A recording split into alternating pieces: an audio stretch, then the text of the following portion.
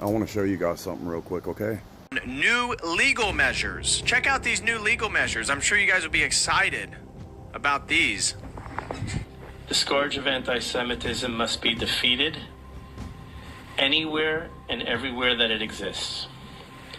As we just heard before, from holding universities accountable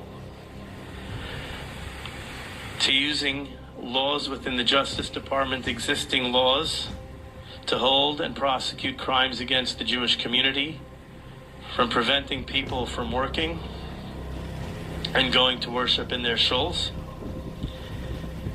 And then, as was touched on very briefly, but a visa vetting program that we are just beginning now to see the results. So they want to, again, just like with the AI stuff we covered, they want to track everything you do and be able to deem whether or not you're an anti-Semite. But as we just learned with the woman that was, Carrie, that was banned from the Religious Liberties Conference, the Catholic woman, trad Catholic, she just did that interview with Tucker Carlson that was posted today.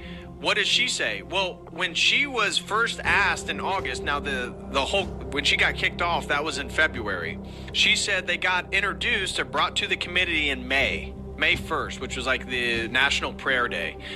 By August, she said she was getting messages from Lieutenant Dan Patrick of Texas and Paula White, the prosperity, crazy heretic gospel preacher that's Trump's personal pastor, that they notified her that, hey, we're a little bit concerned. There's people that are alleging that you're an anti-Semite. She said, anti-Semite? How am I an anti-Semite? She said, well, we're looking at your X account and you posted something that was critical of Zionism.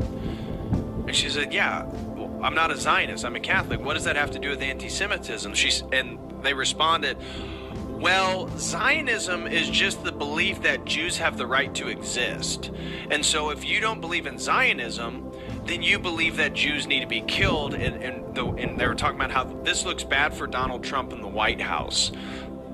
What? So they've redefined anti-Semitism and Zionism. Zionism is a political ideology, right? That's why there's all these Orthodox Jews that aren't Zionists. Like, why are there all these Jews that actually don't support the state of Israel? These are the anti-Semitic laws I have been warning you guys about. I told you they're going to pass them through. I told you they're going to enforce them.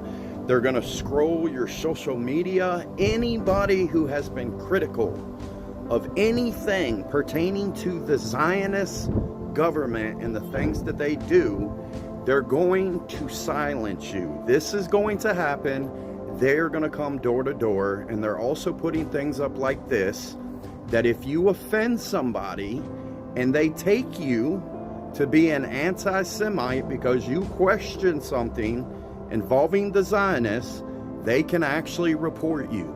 Remember when I made a video with Ted Cruz, who is a staunch Zionist supporter? He is bought and paid for. He is a Zionist pusher, like most of your politicians. Remember in the video, he's trying to lay the groundwork that Christ is King is some sort of derogatory term or anti-Semitic term, because these individuals are going to redefine what anti-Semitism is. And I'm going to tell you again, this is also going to affect you in the future in regards to certain phrases that are in the New Testament involving the Jews. And if you didn't already know, they own most of your media news outlets. They just purchased some other stuff here recently where they purchased CNN and Warner's Brothers. And then you also have Larry Ellison, who is a Zionist, who purchased TikTok. So you might as well say, along with your politicians and your media news outlets, the Zionists own absolutely everything. And you remember not too long ago, Benjamin Netanyahu was talking about social media. He was talking about what he calls the woke left, and then he also brought up the woke right, because so many individuals are talking about what they're doing and it's being exposed.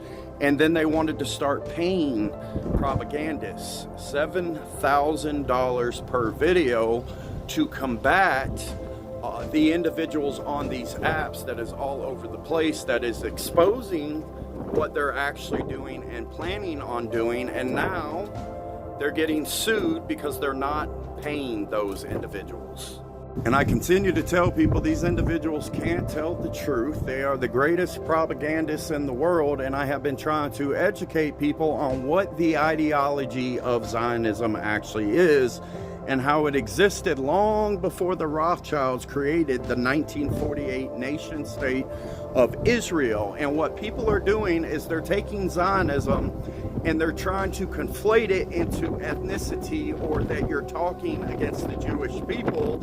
And that's not the case, just like individuals are trying to conflate Zionism and Judaism together, which is also not the same thing. Christian Zionism, and why is it false? Why is it bad theology? I feel that for a lot of Christians, because they want to avoid that label of an anti-Semite, they go to the extreme of, that means that the Jewish people are this special people of God that, yeah, I'm a Christian, I'm also God's people, but they're also God's people, so God has these two people. Why this is wrong, it's because it's theological nonsense. It has never been the case that God has multiple people. It takes just a slight reading through scripture to understand that God has always had one people. In the times of Moses, we have the Hebrew people being freed from Pharaoh. But it's not just Hebrews. There are Egyptians coming along with the group. And you can assume also that there are people probably from other nations too, but a group. And the scriptures tell us plainly, a mixed multitude came out. And these people were the same ones that made that covenant with God, in which they declared he will be our God and we will be his people. Not, okay, now you have the Hebrew people that are God's people, and now the Egyptians that are another separate people, and those other people from another nation, they're going to be, it was a one people thing under a covenant. There is one people of God, and that is Israel. Israel are whoever is in a proper covenant relationship with God. So here you have a Jewish man that was in Judaism, that came out of Judaism and trying to explain to you how Zionism is separate from them, but tries to attach itself to them. We're the Canaanim. It didn't never hit it off, because why would anybody identify with that? So the Zionists, Theodore Herzl mostly, had this brilliant idea. You know, if you want to take if you want to change your identity, a witness protection program or something, you can get the government to give you a whole new identity, and that'll work. But there's a lot of resources and time and effort spent to create such. There's another way to do it that's easier. Kill somebody that's around your age, steal his papers, steal his birth certificate, steal his license, steal his identity, and you're him. That's what the Zionists did to the Jews collectively. We're going to erase Jewish identity. We're going to take their history, change it a bit. We're going to take their identity. We're going to take their self-image. We're going to take Jewishness, and we're going to make it into Zionism. We're going to get the Jews a flag. There was a Zion. So the Zionists have created a perfect storm. And what they have done is they have created the Jewish hate because they hide themselves in Jewish identity. And they knew at some point people would start waking up to what they have been doing for years, the atrocities, what they plan on doing in the future. They knew people would wake up, and then they knew that they could take these anti-Semitism laws, redefine it, and go after anybody that is saying anything about what the Zionists are doing. They are just going to go after those people, and they're going to be able to run rampant and do what they plan on doing in this new system and this new world that is coming. This is for entertainment purposes only. God bless you.